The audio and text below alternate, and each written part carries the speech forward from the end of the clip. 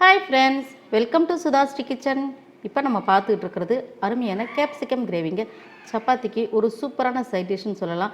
ரொம்பவே நல்லாயிருக்கும். எந்த வெஜிடபிள் இல்லாமல் குடமிளகாய் தான் இதில் மெயினாக சேர்த்துருக்கோம். அவ்வளோ அட்டகாசமாக இருக்குங்க டேஸ்ட்டு.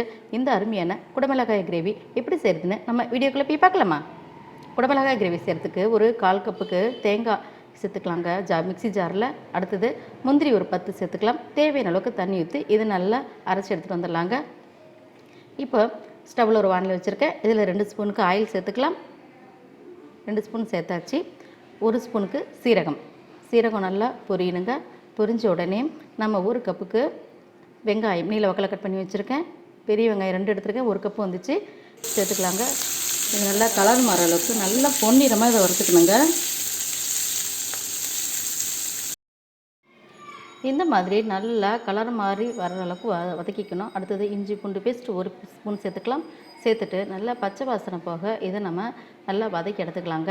அடுத்தது தக்காளி 2 எடுத்துருக்கேன், சின்னதாக கட் பண்ணி வச்சுருக்கேன். 1 கப்புக்கு வந்துச்சு, இதையும் சேர்த்துக்கலாங்க. சேர்த்துட்டு இது நம்ம குழைவாக வதங்கணுங்க.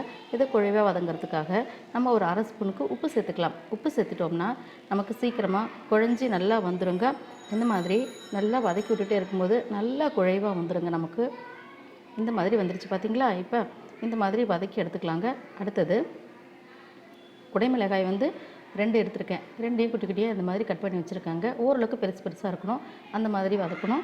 இப்போ இதை நம்ம அதிகமான தீயில் வச்சு வதக்காமல் குறைவான தீயில் வச்சு வதக்கணும்னா தான் இதனுடைய சத்து பூரா நமக்கு கிடைக்கும். ரொம்பவே நம்ம இதை ஓவர் குக் பண்ணக்கூடாது. இந்த மாதிரி நம்ம வதக்கி விட்டுட்டாலே போதுங்க.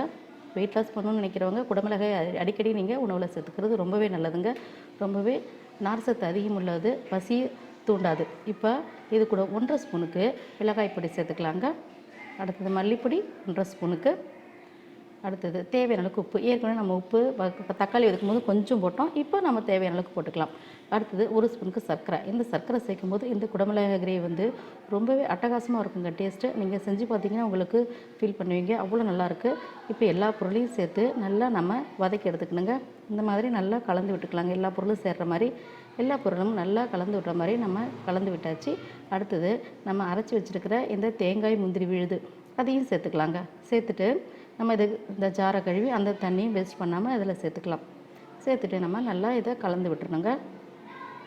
ரொம்ப சூப்பரான வாசனையை வீடு பூரா மணக்குதுங்க, அவ்வளோ நல்லாயிருக்கு. இந்த மாதிரி கலந்து விட்டாச்சுங்க. அடுத்தது இது கூட நம்ம இந்த அளவுக்கு இருக்கும்போது நமக்கு இது தேங்காய் முந்திரி சேர்த்ததுனால கெட்டியாக இருக்கும். அதனால் கொஞ்சம் தண்ணி ஆட் பண்ணிக்கலாம். ஆட் பண்ணிட்டோம்னா நமக்கு இது வேகும்போது நமக்கு கெட்டியாகாமல் ஓரளவுக்கு லிக்விடாக இருக்குங்க. இப்போ நல்லா பாருங்கள், ஒரு கொதி வந்தாலே போதும், நிறைய கொதிக்க வைக்கணும்னு அவசியம் இல்லை. நமக்கு ரொம்பவே சூப்பரான கிரேவி, வாசனை சூப்பராக இருக்குது. இப்போ இது மேலே மல்லித்தழையை சேர்த்துக்கலாம். மல்லித்தழையை சேர்த்துட்டு நம்ம லேசாக ஒரு கலந்து விட்டுறலாங்க. இப்போ இந்த அளவுக்கு இந்த வாசனையாக இருக்குமான்னு நினச்சி கூட பார்க்கலைங்க. ரொம்ப சூப்பராக இருக்குது வாசனை. நீங்கள் ஒரு முறை செஞ்சிங்கன்னா அடிக்கடி குழந்தைங்க கேட்பாங்க. நம்மளுடைய குடமிளகாய் கிரேவி ரெடி. இந்த குடமிளகாய் கிரேவி உங்களுக்கு பிடிச்சிருந்துச்சுன்னா SudhaSri கிச்சனுக்கு சப்ஸ்கிரைப் பண்ணுங்கள், ஃப்ரெண்ட்ஸ் அண்ட் ரிலேட்டிவ்க்கு ஷேர் பண்ணுங்கள், லைக் பண்ணுங்கள், கமெண்ட் பண்ணுங்கள். ஆரோக்கியமான சமைப்போம், ஆனந்தமாக இருப்போம். தேங்க்யூ.